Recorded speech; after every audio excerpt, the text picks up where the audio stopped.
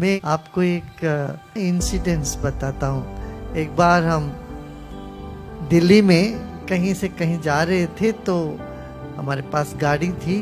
एक वृद्ध दंपति थे, उनको जाना था कॉर्नॉट प्लेस। हमने कहा आप हमारे पास बैठ जाइए, तो वहाँ ले गए। फिर मेरे को मन में लगा, ये बहुत साल पहले, 30 साल पहले, मैंने कहा कि ये कहाँ अभी टैक्सी वैक्सी ढूंढेंगे, तो हम अपनी गाड़ी उनको देके हमने कहा हम ऑटो रिक्शा में चले जाते हैं। हम और हमारे जो सहयोगी थे, हमने कहा हम दोनों ऑटो रिक्शा में चले जाएंगे।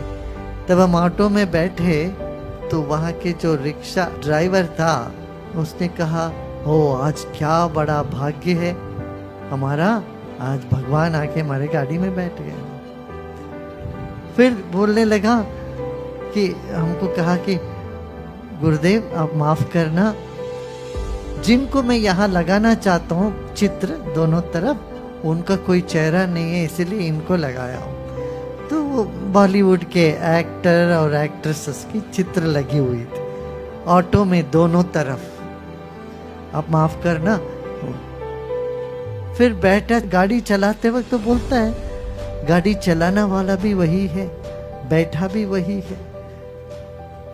मने ऑटो ड्राइवर में इतना गहरी ज्ञान उतरी हुई है, ये भारत में ही मेरे सब देखने को मिलेगा। भारत में ही ये सब जो सबसे ऊंचा ज्ञान जो बोलते हैं वो अद्वैत ज्ञान, ये सब जगह उसी को देखो। दर दीवार दर्पण भयो, जित देखो जित तोई, वो बात यहाँ घटित होती रहती है।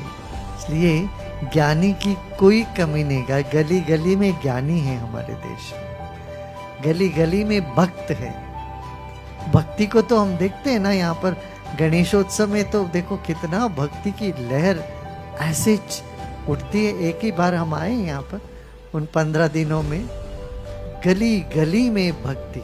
देखिए, गुरु के पास आने से ये लाभ होना चाहिए कि सारी चिंता यदि कुछ है तो यहाँ छोड़ के जाना चाहिए, वापस घर नहीं लेके जाना चाहिए अपनी चिंताओं को, अपना जो भी समस्याओं को। क्या विश्राम और विश्वास दो चीज होती है तो जीवन में उत्थान ही उत्थान होता है, आगे बढ़ते जाओगे। और काम इतना होता है तो विश्राम में बाधा आती है, इच्छाएं बहुत होती है तो इच्छा में विश्राम में बाधा आती है, काम नहीं होता है तो विश्वास भंग होने लगता है। आपका ये की काम करना है, विश्वास भंग ना हो और विश्राम चूक ना जाए, ये दोनों संभाल लो तो बाकी तो सक्सेस तो आपके हाथ में ही है फिर।